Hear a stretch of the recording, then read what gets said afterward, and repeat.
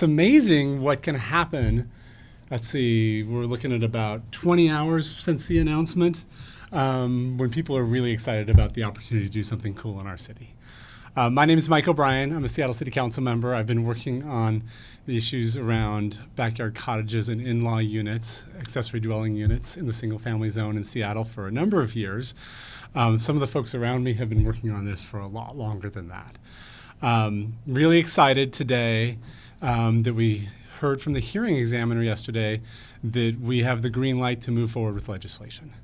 To be specific, the hearing examiner reviewed the challenge from the Queen Anne Community Council. They were challenging whether our environmental impact statement that we released last fall was good enough, and the hearing examiner said absolutely it is, and dismissed the charges. And so that is the end of the opportunities for legal challenges between now and us passing legislation. So we're really excited. I'm really excited that we can move forward. We've already laid out a schedule. Make sure you all have a copy of that, but we will be back in committee 2 weeks from tomorrow. By then we will have introduced or at least legislation ready to discuss. We have a public hearing scheduled the evening of June 11th in our committee. Expect to hear from a lot of community members to really weigh in on different options that we can be considering. And then hopefully back in committee with my colleagues on the council on June 18th, making some decisions on legislation to send to the full council. So we're looking to move pretty swiftly, if you call 3.5 years pretty swiftly. But this last part we're ready to move on. I want to just touch on a couple of things we're trying to do, and then I'm going to turn it over to some of the folks sitting next to me to hear some of their stories. This really starts from the idea of we have a housing crisis in Seattle. We want to solve this crisis, we want to give people in Seattle more options. That means we want to give homeowners more options. That means we want to give renters more options. That means we want to give more options for multi-generational living. It means we want to give more options for people that are new to the city, who've been here for a long time. And we have this great tool that's already on the books that allows people to do an in-law unit in their house or a backyard cottage. But we've heard from dozens and dozens of folks who really want to try this to say there's some problems with the city's regulations. It's too hard for me to do. And so we want to loosen those regulations to allow for more housing opportunities in some of the greatest communities in the greatest neighborhoods within Seattle. These are often very restrictive communities because they're single family and they can be very expensive. But building and adding a small unit allows for flexibility for folks to use, and we'll hear some of that flexibility. I'm going to talk just about some of the changes really quickly that we're hoping to make. So right now, if you want to build a backyard cottage, you're limited to build an 800 square foot unit. I intend to introduce legislation that will allow those to be up to 1,000 square feet. Currently, if you want to have an in-law unit in your house, you could do that, or you can have a backyard cottage, but you can't have both. I intend to introduce legislation that allow people to have 2 accessory dwelling units on their property. There's some height restrictions for backyard cottages that make it challenging for folks to design a usable kind of upstairs. We're going to allow an extra foot or 2 of height, not significantly changing it, but it's just enough to make these spaces a little more useful. There's also a requirement right now that if you add an accessory unit, you have to provide an additional off-street parking spot. I'm proposing we no longer have a parking requirement on these units. And finally, there's a requirement that if you have an accessory unit, the owner of that property has to live somewhere on that property, either in the main house or the accessory unit. And I'm proposing we eliminate that owner occupancy requirement. These are all things we've heard from community members that have been barriers to them building the type of housing that I would like to see and so many other community members would like to see happening. And so hopefully now, within the next 2 months, we'll have a path to loosening some of those barriers. So with that, I'm going to turn it over to you, SHERI, who's been working on this longer than I have. SHERI, I understand you're interested in doing one of these projects, and you're also an architect who's designed some of these. So maybe you can talk a little bit about your experience. That's correct. And so I have a rental property that's about 8,000 square feet, and it has a small 700 square foot house at the back of the property. And so I'd really like to add another house to the property and double the amount of housing on the property. So I'm super excited about that idea. And you've, as an architect. And as an architect, I've designed quite a few ADUs and DADUs, and I actually have a DADU at my house, and I would love to convert our basement to an ADU, and so now that's a possibility. So I'm really looking forward to that. I've had quite a few people talk with me about how they've been waiting for these changes to happen, and they've been waiting, and they're super excited to see it happen too. And I've been getting those questions too, people saying things like, so can I put in for my permit today, and when they'll review the permit in a couple months, will the law be passed by then? Because I really want to build one of these. I want to create this housing option for other people, but I really want to wait till the new regulations are in place. So hopefully we're close. I think so. Patients with the Housing Development Consortium, backyard cottages. Is it your wheelhouse or not? I know. I am excited about this ruling because it is happening on it happened on the first day of Affordable Housing Week. So it really kicked us off to a great start, because what we're calling for on Affordable Housing Week is action, using every tool in your toolbox to increase housing choices. And this is one that has been really held up because of the barriers that have been existing. When you're talking about parking, when you're talking about owner occupancy, all of these barriers have limited the production or the possibility of more others. So we're excited about seeing 4,400 more units in the next 10 years. That's an addition. I mean, today we need 156,000 additional homes to meet the need that we have in our community for affordable housing. And we're going to be having to produce 44,000 homes every 5 years. So for us to produce those numbers, we have to be using every tool in our toolbox to do that. So we're really excited, and we look forward to working with you and supporting this legislation across the finish line. That's great. Brittney, Sierra Club hat or more hat? I don't know which one you're wearing Sierra here Club today. today. Sierra Club today. Maybe you can tell us a little bit about, from the Sierra Club's perspective, how backyard cottages meet our vision. Absolutely. Sierra Club has been supportive of ADUs for a long time, and we're really excited to see this legislation move forward to make it easier for people to build them. They are a win for the environment in a couple of different ways. Number one, smaller homes cost less energy, require less energy to build, and less energy over their lifetimes for things like heating and cooling. Also, any housing that you can add in the city where people want to live, where people work and play, means that people don't have to drive into the city. It makes it easier for them to decide to walk, to bike, to take transit, or just shortens their drive times. Just great all around. We're really excited, and we're very supportive. It's great. It's great to have your organization support. Finally, Laura, you got a great shirt on today. And buttons. In my backyard. Backyard cottages are fantastic. They are little a affordable housing. When we look at the communities that Councilmember O'Brien was talking about that are exclusive, access to beautiful parks, access to schools that right now a lot of people are not able to access through our existing housing types. And so this housing type is for families and folks that are right now priced out of the city or priced out of certain communities. They will have access. So I really am passionate about this being an access issue. More is interested in more options for accessory residences and granny flats, Fonzie flats, like in Happy Days. That's another word for these types of housing. Backyard cottages are a fantastic housing choice for people at many different income levels, and our workforce housing that we need desperately. Great. We'll take some questions in a second. I'm just going to ask the folks behind us if you want to introduce yourself and any organizations you're with, so that you all know who else is here if you want to have a conversation afterwards. I am Dan BOLLAY with the Sightline Institute, and I do research on housing policy. And I'm Kelsey Hamlin, also at the Sightline Institute, handling a lot of our communications work. Alice Lockhart with 350 Seattle. Matt Hutchins with Moore. Philip Duggan with Moore and Share the Cities, and hoping to build a backyard cottage myself. London Hammer, also with Moore and Share the Cities. Jesse Simpson with the Capitol Hill Runner Initiative and Share the Cities. Great. Questions? I have a quick one for you. So curious, how much housing I think I've read some numbers, how much housing could this open up in the next few years? So the environmental impact statement looked at the data and, looks at, what the likelihood, how many lots are available. And the numbers they came up with were about 4,400 units over the next 10 years.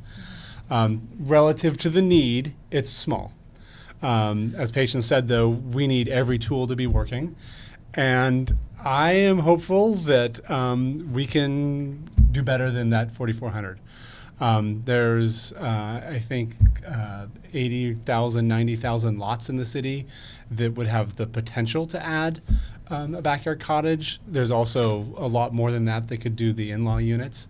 And we're working on figuring out ways to help folks, including folks, low-income homeowners, with some tools to help them do some minor adjustments to their house to add additional living space in those houses too, because we do want everyone to have access to this. You've heard the criticism so often, but please respond again to the criticism that this really changes the character of neighborhoods. I mean, we are trying to allow more people to live in our single-family neighborhoods. We've seen the data, frankly, over the last 20, 30 years that the number of people living in our single-family neighborhoods, in many neighborhoods, has actually declined as household sizes get smaller. These neighborhoods were originally designed to accommodate more people. There's a question, I think people have concerns about tearing down single-family homes and building large apartments, and so this is designed to allow the kind of look and feel of the neighborhood to feel similar, but add a new mix of people living in there. And I guess if when people say character, it's always hard to tell what they're talking about. If you're talking about the number of houses, yeah, there might be a few more in the backyards, but I don't think it would visibly change it.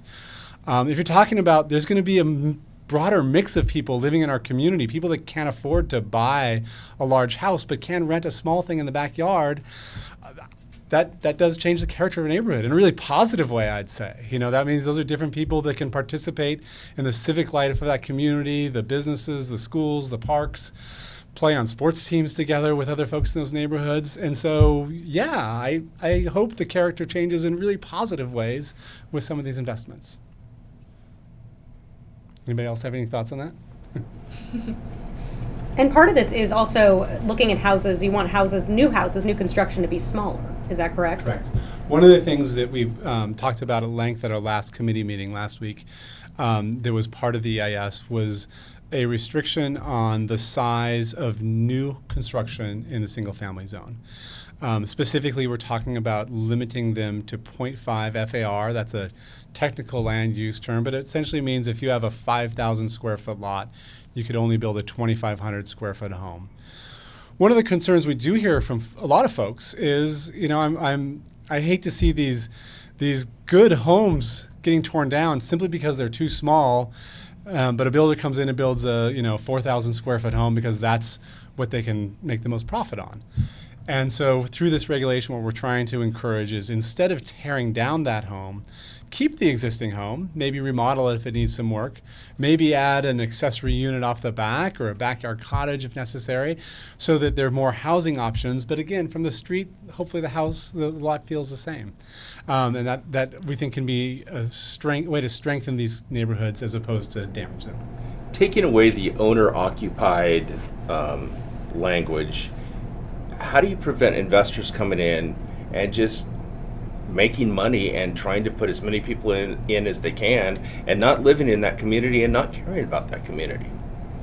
Well, to be clear, right now, I think 20% of our single-family homes are rentals.